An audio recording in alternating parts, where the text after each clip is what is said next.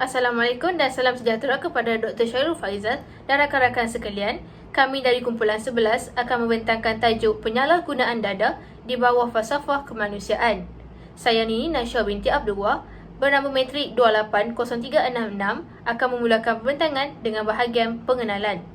Jadi, apa itu dadah? Dadah ialah bahan kimia yang digunakan untuk merawat dan mencegah penyakit. Dadah juga adalah bahan yang amat berbahaya kepada seseorang kerana ia dapat mengubah cara minda dan tubuh manusia berfungsi. Terdapat beberapa jenis dadah iaitu opiat, stimulan, ganja, depresan, halusinogen, inhalan, ketum dan nips. Seterusnya, apa itu penyalahgunaan dadah? Penyalahgunaan dadah bermaksud penggunaan dadah yang berlebihan tanpa mendapat sebarang nasihat daripada pakar perubatan yang akan menyebabkan ketagihan. Berdasarkan statistik daripada Agensi Anti-Dadah Kebangsaan (AADK), remaja merupakan peringkat umur yang paling banyak terlibat dengan penyalahgunaan dadah. Hal ini kerana pada peringkat usia tersebut, mereka amat mudah terpengaruh dengan sesuatu yang baharu. Kemudian, negeri Johor, Kedah dan Kelantan merupakan negeri yang paling banyak kes berkaitan dengan dadah. Setakat itu sahaja pembentangan daripada saya. Saya akan menyerahkan kepada ahli kumpulan yang berikutnya. Hai, nama saya Mimi Altia anak Robert dengan nombor matriks 280465. Saya akan membentangkan tentang metodologi kajian bagi kumpulan kami. Metodologi kajian merupakan kaedah atau teknik mereka bentuk, mengumpul dan menganalisis data supaya dapat menghasilkan bukti yang boleh menyokong sesuatu kajian. Metodologi kajian yang telah digunakan adalah kaedah tinjauan, iaitu mengumpul data dan maklumat melalui kajian soal selidik. Kumpulan kami, iaitu kumpulan 11, telah mengimplementasikan kaedah tinjauan melalui Google Form. Satu pautan link Google Form telah dihasilkan dan diagihkan melalui platform media sosial seperti Facebook, Instagram dan juga WhatsApp. Kami telah menyasarkan lebih kurang 100 responden untuk kajian ini. Pautan link Google Form tersebut telah diagihkan kepada semua individu, tidak kira individu tersebut adalah penuntut di Universiti Utara Malaysia ataupun tidak. Rata-rata umur responden adalah sekitar 18 tahun sehingga 24 tahun. Sekian sahaja. Terima kasih. Nama saya Nurul Aida binti Sabri, nombor matrik 280746. Saya akan menerangkan mengenai objektif kajian ini. Objektif yang pertama adalah mengenal pasti faktor utama yang menyumbang kepada penyalahgunaan dadah dalam kalangan manusia. Adakah manusia terjebak dengan dadah akibat pengaruh media sosial ataupun pengaruh rakan sebaya ataupun faktor-faktor lain yang menjadi penyumbang utama terhadap penyalahgunaan dadah dalam kalangan manusia? Objektif yang seterusnya adalah mengkaji kesan terhadap penyalahgunaan dadah dalam kalangan manusia dari aspek individu, masyarakat dan juga negara. Adakah ia melibatkan kesihatan ataupun aspek lain? Jadi objektif yang terakhir adalah mencadangkan cara untuk membanteras penyalahgunaan dadah dalam kalangan manusia dari segi falsafah pendidikan kebangsaan dan juga prinsip-prinsip rukun negara. Assalamualaikum, nama saya Nur Alia Syahadah binti Abdul Alim, nombor matrik 280329. Saya akan menerangkan faktor yang mendorong kepada penyalahgunaan dadah, antaranya tekanan hidup. Selalunya, individu yang sukar untuk keluar daripada tekanan hidup ini akan mengambil cara mudah dengan menjadikan dadah sebagai penyelesaian yang sementara. Selain itu, pengaruh rakan sebaya juga boleh mengakibatkan penyalahgunaan dadah. Bak kata pepatah, berteman dengan tukang minyak wangi, kita akan ikut wangi. Berteman dengan tukang minyak, kita akan ikut bau minyak. Kekurangan didikan agama serta sikap individu juga mendorong kepada penyalahgunaan dadah akibat kekurangan jati diri. Tidak lupa juga, mereka yang kurang pendedahan tentang dadah juga boleh terjebak dengan masalah ini. Misalnya, mereka mengambil mudah orang yang menghulurkan ekstasi yang boleh disalah anggap sebagai gula-gula biasa.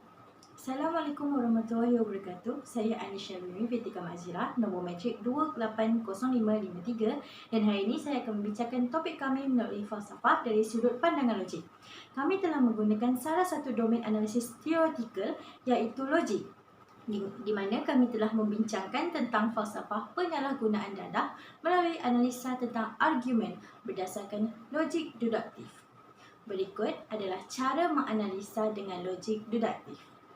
Kami berpendapat bahawa premis satu adalah semua jenayah boleh menghancurkan keharmonian negara.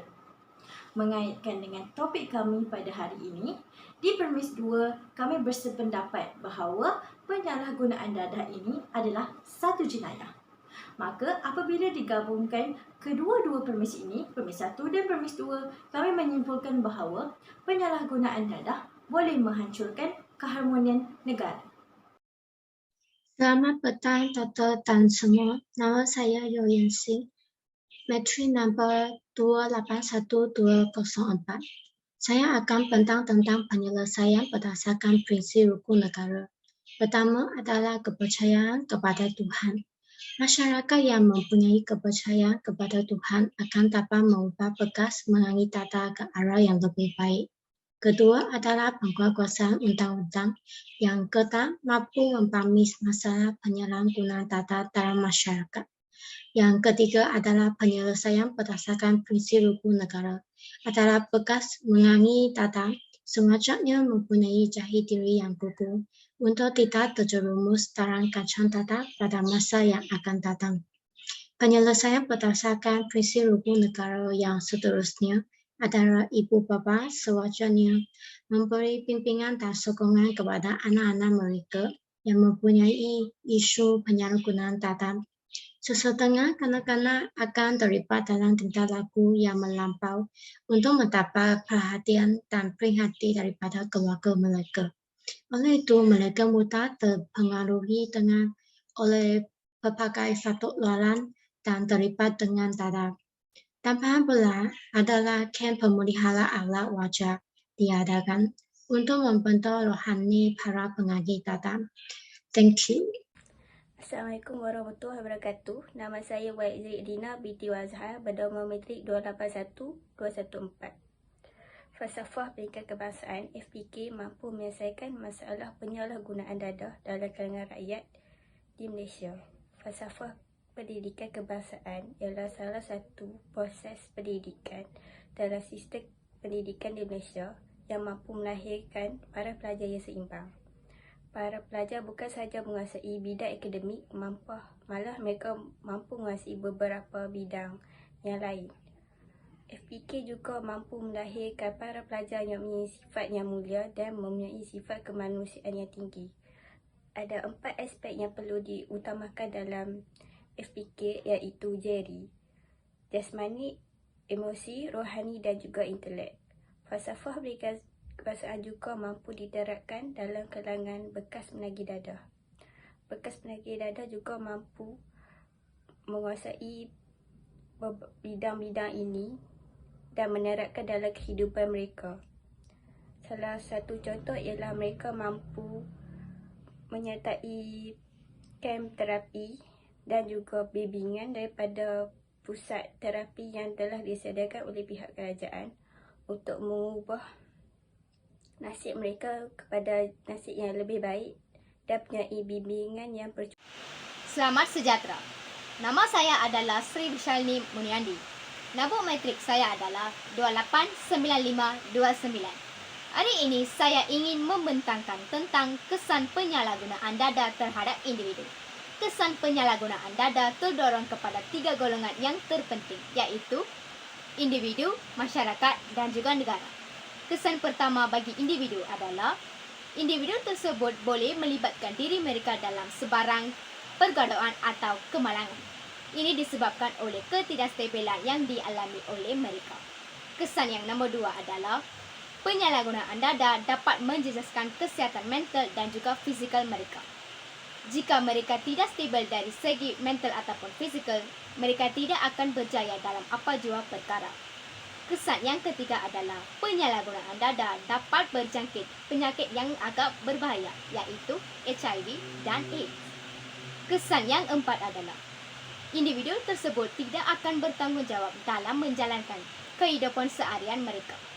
Mereka akan kehilangan semangat dalam menjalankan kehidupan seharian mereka.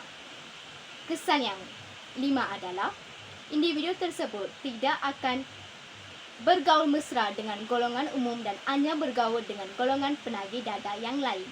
Ini disebabkan oleh golongan lain tidak akan menerima mereka sebagai manusia yang agak normal. Itu sahaja daripada saya. Assalamualaikum warahmatullahi wabarakatuh. Nama saya ialah Nur Atirah Azira binti Ismail dan nombor matrik 280693. Saya akan membentangkan tentang kesan penyalahgunaan dadah terhadap masyarakat. Penyalahgunaan dadah ini menjadi isu besar di negara kita. Secara umumnya, kita tahu bahawa kesannya boleh mendatangkan kemudaratan kepada kesihatan fizikal, mental, emosi dan tingkah laku seseorang. Lebih mengerikan lagi, penyalahgunaan dadah ini menyebabkan pelakunya ketagihan dan membuatkan mereka bergantung hidup kepada dadah dan ini boleh memberikan kesan yang sangat buruk kepada masyarakat kita. Kesan pertama penyalahgunaan dadah terhadap masyarakat ialah boleh mengakibatkan individu itu akan menjauhkan diri daripada masyarakat umum. Selain itu, kesan yang kedua pula ialah boleh mengakibatkan perselisihan faham antara kaum, yang mana berlakunya keadaan ini akibat daripada penlibatan anggota masyarakat dengan dadah. Seterusnya, ia juga boleh melemahkan perpaduan, pembangunan dan kemajuan masyarakat. Hal ini terjadi disebabkan oleh penlibatan remaja dan belia dengan dadah semakin berleluasa. Di samping itu juga, kesan penyalahgunaan dadah terhadap masyarakat ini boleh menyebabkan berlakunya penyebaran penyakit berjangkit. Contohnya seperti penyakit HIV, hepatitis dan tuberkulosis. Kesan yang terakhir ialah boleh membuatkan masyarakat kini dipandang serong oleh semua pihak. Oleh itu, semua pihak perlu bekerjasama bagai awal dengan tebing serta memainkan peranan penting bagi merealisasikan hasrat negara untuk bebas daripada penyalahgunaan dadah. Sekian, itu sahaja. Hai, Assalamualaikum. Nama saya Muhammad Rizal Mizaini. Nombor matrik saya adalah 280645. Dan hari ini saya ingin menerangkan tentang kesan penyalahgunaan dadah terhadap negara. Yang pertama adalah berlaku penyelewengan sehingga mengakibatkan masalah ekonomi negara.